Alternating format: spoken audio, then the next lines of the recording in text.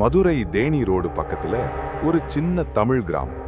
அந்த கிராமத்துக்கு வெளியே கருப்பசாமி கோயில். சிலை கிடையாது, இரும்பு சங்கிலி மட்டும். விளக்குக்கு பக்கத்துல தொங்குது.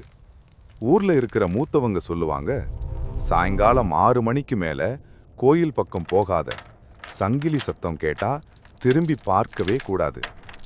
ஒரு இரவு சென்னையிலிருந்து வந்த ரவி வேஷ்டி சட்டை சவுத் இண்டியன் முகத்தோடு அந்த வழியா நடந்து போனான். கிளிங் கிளிங்.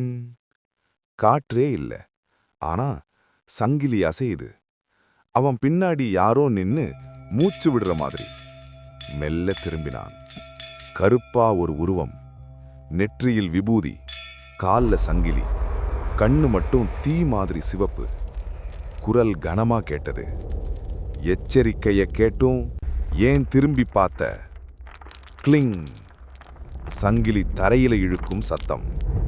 அடுத்த நாள் காலை கோயில் வாசல்ல ரவியோட செருப்பு மட்டும், சங்கிலில புது ரத்தம் இல்லாத விரல் தடயங்கள். அன்னையிலிருந்து அந்த கிராமத்துல சங்கிலி சத்தம் கேட்டா யாரும் திரும்பி பார்க்கறதில்ல.